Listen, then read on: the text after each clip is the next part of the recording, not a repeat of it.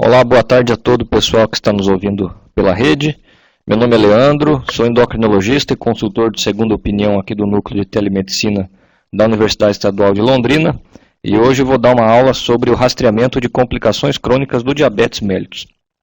A minha intenção é fazer uma aula bastante prática, com orientações que podem ser aplicadas no dia a dia da Unidade Básica de Saúde para rastreamento das complicações crônicas do diabetes. Então, só lembrando que o diabetes mellitus é uma síndrome que se associa a um grande aumento de morbidade e mortalidade. A grande maioria dos pacientes com diabetes acaba falecendo devido a causas cardiovasculares, a doença cardiovascular, incluindo aí coronariopatia e acidente vascular cerebral. Tanto que o diabetes hoje é a terceira maior causa de morte no Brasil, segundo estatísticas de 2012 do Ministério da Saúde. Além disso, o diabetes também é a maior causa de cegueira adquirida em adultos, o que se deve à incidência da retinopatia diabética. Também é a maior causa de amputação não traumática de membros inferiores, o que se deve aí à contribuição da neuropatia diabética com a perda de sensibilidade em membros inferiores. E também o diabetes hoje é considerada a maior causa de doença renal crônica em estágio terminal, com necessidade de terapia renal substitutiva, hemodiálise ou transplante. Então, o diabetes e a hipertensão são as duas grandes causas de doença renal crônica avançada hoje em dia no nosso meio. Por isso, é importante a gente saber reconhecer todas essas complicações num estágio inicial, onde a gente ainda pode estabelecer medidas, intervenções que podem diminuir ou até prevenir a progressão dessas complicações potencialmente graves e até letais. O risco de complicações crônicas do diabetes, a gente sabe que depende de vários fatores, entre eles o nível de glicemia, de hemoglobina glicada. Então, quanto maior a glicemia, quanto maior o nível da hemoglobina glicada, maior o risco de complicações crônicas. Isso é verdade para a grande maioria das complicações do diabetes. Além disso, o tempo de duração do diabetes também é um fator importante. Então, pacientes que têm uma duração maior do diabetes, uma exposição maior à hiperglicemia por tempo mais prolongado, acabam tendo um risco maior também no desenvolvimento de complicações crônicas. Além disso, outros fatores, além da própria glicemia, acabam contribuindo para o risco dessas complicações, inclusive aí o tabagismo, que a gente sabe que é um grande fator de risco para a doença cardiovascular, principalmente. Então, nunca é uma associação boa, diabetes com tabagismo, é sempre uma combinação perigosíssima. E, finalmente, não esquecendo a suscetibilidade genética. Além do nível de glicemia, do tempo de duração do diabetes, também existe um fator genético que ainda está sendo melhor investigado e melhor entendido atualmente, que acaba contribuindo para o paciente ter um risco maior ou menor de determinadas complicações. Tanto que a gente vê que tem pacientes que têm uma glicemia muito boa, conseguem um controle muito bom e mesmo assim evoluem com complicações do diabetes. E por outro lado também a gente conhece outras exceções, que é o paciente que nunca tratou direito, vive com a glicemia alta e mesmo assim não evolui com complicações graves. Então a explicação para isso é que não basta ter uma glicemia alta, tem que ter uma suscetibilidade genética também para você desenvolver complicações graves do diabetes. Mas isso ainda está sendo melhor investigado, então como a gente não sabe ainda diferenciar qual paciente tem um risco genético maior ou menor, então claro que a gente tem que tratar todos como se fossem pacientes de alto risco e tentar obter um melhor controle glicêmico possível para os nossos pacientes diabéticos. Essa figura é para ilustrar então o risco de complicações crônicas do diabetes, que se associa ao valor da glicemia, nesse caso aqui é o valor da hemoglobina glicada, A1C, que é um bom indicador de controle glicêmico. Então a gente vê que o risco de complicações crônicas, aqui em azulzinho a retinopatia, em vermelho a nefropatia e em verde a neuropatia, elas se associam fortemente ao valor da hemoglobina glicada. Tanto que pacientes que têm uma hemoglobina glicada de 8 já têm um risco muito maior que pacientes com hemoglobina glicada de 7. Pacientes com hemoglobina glicada de 9 já é bem maior, de 10 então maior ainda, e quanto maior a A1C, maior o risco de complicações crônicas de uma maneira geral. Essa figura aqui foi originada de um grande estudo com diabéticos tipo 1, que foi o DCCT, e a partir da publicação dos resultados desse estudo, então, a maioria das sociedades hoje adota como meta no tratamento do diabetes manter uma hemoglobina glicada em torno de 7 ou abaixo de 7, lógico, individualizando de acordo com o perfil de risco do paciente. porque não é todo paciente que a gente consegue atingir essa meta de hemoglobina glicada de 7% com total segurança. Às vezes isso acaba aumentando o risco de hipoglicemia, que também é um efeito adverso indesejado. Mas, em média, em torno de 7% é a meta adotada para tratamento do diabetes mellitus pela maioria das sociedades de especialidades aí que tratam do tema. Bom, então, a gente sabe que as complicações crônicas mais importantes do diabetes são essas 4, que a gente pode dividir em 2 grandes categorias, né? As microvasculares, que são a retinopatia, a neuropatia e a nefropatia, que são as que têm uma maior correlação com o nível de glicemia e com o tempo de duração do diabetes. E, finalmente, o segundo grupo, que são as macrovasculares, que tem uma relação maior com a aterosclerose. Então, aqui não é só a glicemia que contribui para o aparecimento dessas complicações, né, como infarto do miocárdio, AVC, mas também entram aí pressão arterial, tabagismo, idade, obesidade, sedentarismo e vários outros fatores, além da hiperglicemia sozinha. Então, na maioria dos estudos, a gente acaba vendo que a relação mais direta da glicemia é com as complicações microvasculares, com a retinopatia, neuropatia, nefropatia. Então, são essas 3, na verdade, que a gente tenta prevenir quando explica para o paciente que ele precisa obter uma glicemia bem controlada, por isso que a gente tenta manter a hemoglobina glicada em valores abaixo de 7. Então a gente vai comentar um pouquinho sobre como fazer o rastreamento, né, como investigar ativamente se o paciente está desenvolvendo formas precoces dessas complicações durante o acompanhamento médico dele. Iniciando pela retinopatia. A retinopatia é a complicação crônica mais comum do diabetes. Ela atinge, segundo vários estudos epidemiológicos, em torno de 90% dos pacientes com diabéticos tipo 2 e até 100% dos pacientes com diabetes tipo 1 após aí um tempo de mais ou menos 20 anos de duração do diabetes. Ou seja, depois de 20 anos de diabetes, praticamente todo paciente vai ter um sinalzinho de alteração no fundo de olho, de alteração na retina devido ao diabetes. No entanto, não são todos esses pacientes que evoluem para as formas graves de retinopatia, que são as formas que evoluem para a cegueira. E aí entra a suscetibilidade genética, a importância do fator genético, que é um determinante importante das formas graves de retinopatia diabética. E os estudos mostram para a gente também o seguinte, que em geral essas alterações no fundo de olho, na retina do paciente diabético, começam a aparecer em torno de 5 a 7 anos depois que esse paciente descobriu diabetes, que ele se tornou diabético. Então, não é imediatamente, leva aí em torno de 5 a 7 anos para essas manifestações começarem a aparecer no exame de fundo de olho. Por isso, né, o rastreamento, já que é uma alteração extremamente comum, aí a gente entende a importância do rastreamento ativo, da busca ativa das formas iniciais da retinopatia. Então, a forma de rastreamento da retinopatia diabética, o exame de escolha é o exame de fundo de olho, feito de preferência por uma pessoa experiente, de preferência um oftalmologista, que os oftalmologistas conseguem ver com muito mais acurácia e muito mais precisão aquelas alteraçõezinhas precoces nos vasos da retina, que muitas vezes uma pessoa que não é especializada não consegue detectar, e de preferência o exame tem que ser feito com pacientes recebendo colírio, né, para fazer vasodilatação, fazer dilatação da pupila para a visualização melhor do fundo de olho do paciente diabético. Então, exame de fundo do olho anual pelo oftalmologista com pupila dilatada. Esse é o método de escolha para buscar retinopatia. Com relação à neuropatia, a neuropatia também é uma complicação muito frequente. Ela atinge mais ou menos metade dos pacientes com diabéticos em algum momento da sua história, da sua evolução do diabetes, vão acabar apresentando algum grau de neuropatia diabética.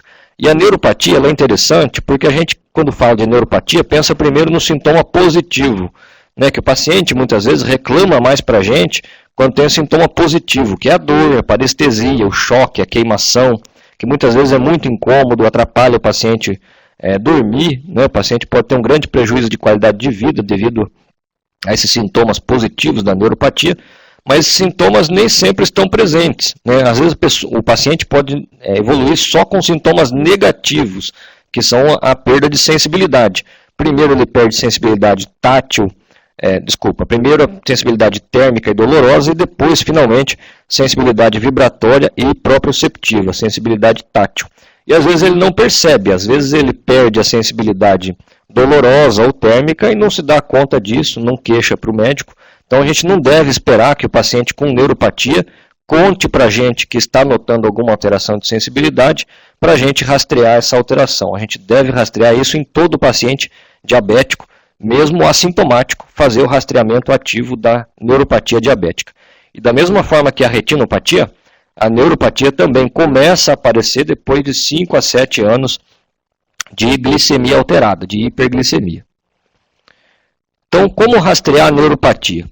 O primeiro passo é examinar o pé, né?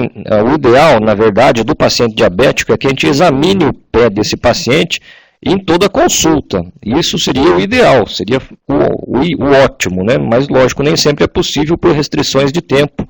Mas, então, pelo menos uma vez por ano é o mínimo indispensável, assim, o mínimo do mínimo para a gente fazer a avaliação do pé do paciente. E aí deve avaliar os dois pés, checando o pulso, checando a presença de lesões, checando deformidades, checando se existem outras alterações na pele do paciente diabético e fazendo um teste de sensibilidade. Esse teste de sensibilidade deve ser feito anualmente. E aqui o que a gente testa, principalmente, o que mais interessa para a gente, é sensibilidade tátil, é propriocepção. Porque essa sensibilidade grosseira, né, da propriocepção, da sensibilidade tátil grosseira, é a que vai ter mais correlação com o risco de amputação do pé. E esse que é o nosso maior objetivo, quando rastreia a neuropatia, é tentar diminuir o risco de amputação de membros inferiores. Então, o que a gente pesquisa é a sensibilidade tátil proprioceptiva, que é a que tem mais correlação com o risco de amputação. Então, o exame que a gente vai encontrar mais recomendado na literatura é um teste que usa um aparelhinho muito simples, que é um monofilamento. Então, a gente usa um monofilamento de 10 gramas, que aplica uma pressão padronizada, sempre de 10 gramas, que a gente vai tocar no pé do paciente em pontos padronizados e avaliar se o paciente deixa de perceber essa pressãozinha padronizada do monofilamento. Se ele deixar de perceber o toque desse aparelho, então isso indica que ele já perdeu a sensibilidade protetora do pé. Então já é um pé de alto risco de amputação que deve ser encaminhado para cuidados educativos, calçado adequado e uma prevenção mais intensiva de amputações nesse pé afetado pela neuropatia. E aí a gente vê uma grande crítica, né, ao rastreamento na neuropatia, que vocês devem conhecer também, assim como eu, é que nem sempre esse monofilamento está disponível em muitos serviços. Na unidade básica de saúde, na grande maioria das unidades básicas de saúde que eu conheço, não existe esse monofilamento para uso, né, rotineiro para avaliar a sensibilidade do pé do diabético. E aí isso acaba servindo de desculpa. Eu não faço o exame do pé, não faço teste de sensibilidade, porque não tem um monofilamento. É uma desculpa válida, né? Então a gente tem que achar alternativas. E existem alternativas para a gente poder fazer isso mesmo sem dispor desse aparelhinho do monofilamento que eu vou mostrar para vocês. Só completando aqui como é feito o teste do monofilamento. O teste do monofilamento a gente aplica esse aparelhinho, né? Esse barbantezinho, esse fio de nylon, em pelo menos 6 pontos na planta do pé e 1 ponto no dorso, que são esses pontos que estão indicados na figura. Primeiro, terceiro, quinto dedos e a base do primeiro, terceiro, quinto dedos. E no hálux, na parte interna do hálux, também no dorso do pé, são os pontos que a gente deve testar nos 2 pés do paciente. Se ele deixar de perceber o toque do monofilamento em 2 desses pontos, pelo menos 2, aí a gente considera que o teste do monofilamento está alterado e que o paciente perdeu a sensibilidade protetora e deve ser encaminhado para cuidados de prevenção de amputação. E agora eu vou responder então a pergunta: o que é que a gente pode fazer se não tem o monofilamento? Então, uma opção que surgiu agora recentemente, que foi estudada por alguns pesquisadores britânicos e que eu achei muito interessante pela sua praticidade, é que você não precisa ter um monofilamento. Você pode usar essa outra ferramenta que é o seu dedo. Então, você pode simplesmente tocar o dedo do pé do paciente diabético com o seu dedo, uma pressãozinha sem fazer pressão, sem esfregar o dedo e sem vibrar, apenas tocar de leve, um toque assim mínimo, né, no dedo do paciente diabético. Se ele deixar de perceber o toque do seu dedo, isso também já indica perda da sensibilidade protetora. Então, um teste muito mais simples que dispensa o uso do monofilamento e que pode ser uma boa opção nos locais onde o monofilamento não está disponível. E, na verdade, os estudos mostram que esse teste, apesar de parecer tão simples e tão óbvio, ele tem praticamente a mesma acurácia, ele é bastante comparável ao teste do monofilamento para detectar a perda da sensibilidade protetora. Então eu recomendo que quem não tiver o monofilamento tente usar pelo menos o teste de tocar o dedo do paciente, que também já é uma boa forma de rastrear neuropatia. A terceira complicação microvascular do diabetes é a nefropatia diabética, que é a maior causa de doença renal em estágio terminal. A nefropatia é a menos comum das três. Ela atinge em torno de 1/3 dos pacientes com diabetes ao longo do seu diabetes, da sua doença. E ela também surge mais ou menos 5 a 7 anos após o início do diabetes, da mesma forma que as outras duas complicações. O rastreamento de nefropatia deve ser feito com 2 exames diferentes. A dosagem da albumina na urina, porque o primeiro sinal de nefropatia diabética é o aumento da excreção urinária de albumina. Então o que a gente usa é um exame chamado microalbuminúria, que detecta alterações leves, bastante precoces na excreção urinária de albumina. Então tem uma boa sensibilidade para a detecção de formas iniciais da nefropatia diabética. Lembrando que a microalbuminúria hoje em dia, a recomendação é para colher microalbuminúria na amostra isolada de urina. Não se colhe mais em urina de 12 horas, noturna ou de 24 horas, devido à grande frequência de erro de coleta. Então, quando a gente colhe numa amostrinha isolada de urina, a sensibilidade, especificidade é a mesma e elimina a possibilidade de erros de coleta, que são tão comuns com urina de 24 horas, como vocês bem sabem. Então, técnica de escolha é microalbuminúria na amostra isolada de urina. E também o segundo exame que sempre deve ser feito para rastrear a nefropatia é a dosagem da creatinina plasmática. Jamais esquecer de checar função renal, né? Dosar a creatinina plasmática e calcular o clearance de creatinina do paciente também faz parte do rastreamento. E esses 2 exames devem ser feitos juntamente e pelo menos uma vez por ano em todo paciente diabético. Então a microalbuminúria, usando a dosagem na amostra isolada de urina, que é o método mais recomendado atualmente, a gente interpreta o exame da seguinte forma: considera-se normal se a concentração de albumina na urina for abaixo de 17, de 17 a 173 é a fase inicial da nefropatia, é a fase de microalbuminúria, e com mais de 174 já é considerado macroalbuminúria, já é a fase de nefropatia clínica, em que muitas vezes até já surge a presença de proteínas no exame simples de urina. Então, em resumo, como fazer então o rastreamento dessas complicações microvasculares do diabetes? Lembrando que o diabetes tipo 1 não é igual ao diabetes tipo 2. O diabetes tipo 1 é uma deficiência severa, absoluta de insulina, e que a pessoa, quando começa o diabetes, ele não tem como não saber que está diabético, porque ele já tem glicemias muito altas, sintomas importantes. Então, geralmente, o diagnóstico de diabetes tipo 1 é feito poucos dias após o início da glicemia alterada. Por isso, a gente sabe certinho quando começou o diabetes. Começou naquela semana, naquele mês. A gente sabe direitinho o início da doença. Por isso, a recomendação é que a gente comece o rastreamento de complicações crônicas do diabetes tipo 1 depois de 5 anos de duração do diabetes, porque vocês viram que a nefropatia, a neuropatia e a retinopatia começam a surgir depois de 5 a 7 anos de hiperglicemia. Isso vale para o diabetes tipo 1.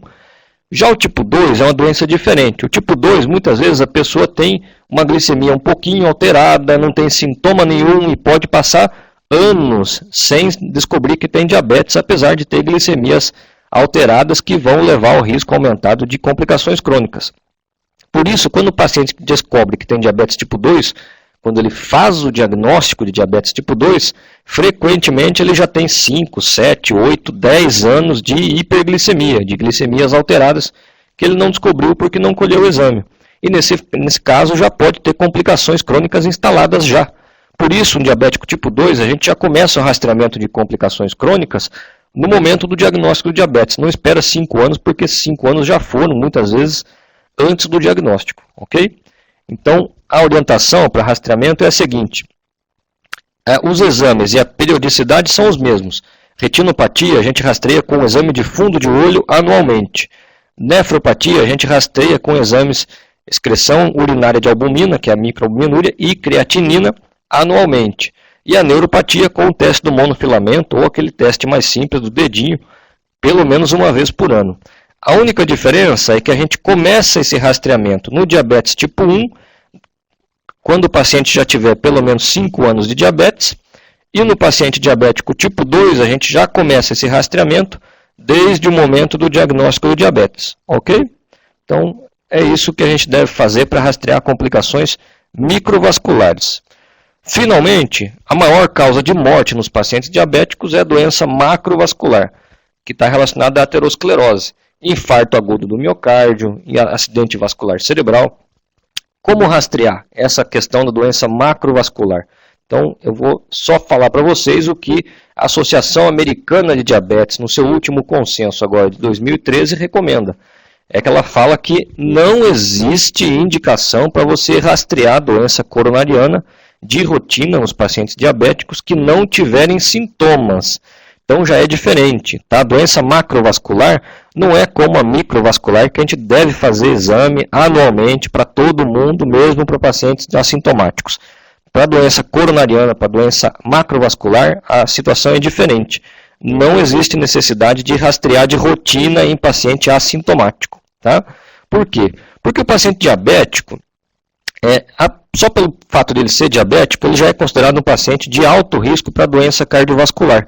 E, portanto, ele já deve ser conduzido como um indivíduo de alto risco. Ele deve ter um controle rigoroso da pressão arterial, um controle rigoroso da glicemia, ou deve usar estatina, na grande maioria dos casos, para prevenção de doença cardiovascular, e usar antiagregante plaquetário também, nos casos de mais alto risco.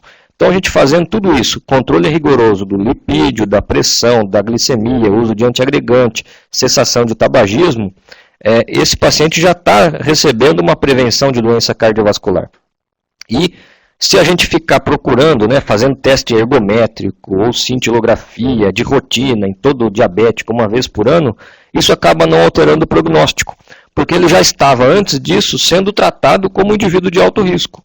Então, na verdade, a gente já está fazendo alguma coisa. Não é o ponto que a gente vai fazer, primeiro um ergométrico, e se der alterado, aí vai resolver tratar a pressão arterial, aí vai resolver usar estatina. Não, ele já devia estar usando. Então, na verdade, rastreamento de coronariopatia no paciente diabético assintomático não altera muito a conduta para esse diabético. Por isso, não deve ser feito de rotina, porque acaba tendo um custo significativo sem trazer grandes benefícios e sem mudar o prognóstico do paciente. Vários estudos já mostraram que o rastreamento de rotina da coronariopatia não altera o prognóstico. O que a gente deve fazer é tratar direitinho o paciente como um paciente de alto risco, que a gente já sabe que ele é. Então não precisa pedir ergométrico uma vez por ano para todo diabético assintomático, apesar do que alguns cardiologistas podem falar para vocês aí, mas nas diretrizes não existe essa recomendação para fazer esse screening de rotina, ok? Então, em resumo, os pontos-chave aqui da nossa aulinha de hoje que eu queria deixar para vocês, no paciente diabético, a gente deve rastrear complicações crônicas microvasculares anualmente, iniciando esse rastreamento depois de 5 anos de diabetes, no caso do paciente com diabetes tipo 1, e já no momento do diagnóstico, no caso do paciente com diabetes tipo 2.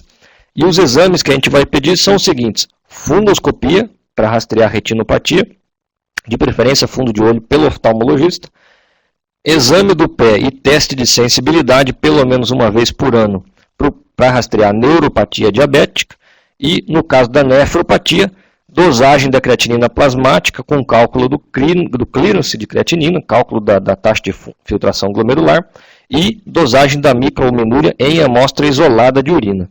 Quanto à doença cardiovascular, a gente só deve rastrear, pedir exames para pesquisar coronariopatia se o paciente tiver sintomas sugestivos de coronariopatia, mas não deve fazer rastreamento de rotina no paciente assintomático. Então são essas as mensagens que eu queria deixar para vocês hoje. Agradeço muito a atenção e me coloco à disposição se eventualmente alguém quiser tirar uma dúvida, entrar em contato, ou até sugerir algum outro tema para as nossas aulas aqui do Núcleo de Telemedicina, podem me contatar através desses 2 endereços de e-mail que estão aparecendo na tela, e eu fico inteiramente à disposição aí para tirar as dúvidas, ou até agendar outros assuntos para a gente discutir em ocasiões futuras. Muito obrigado e até a próxima.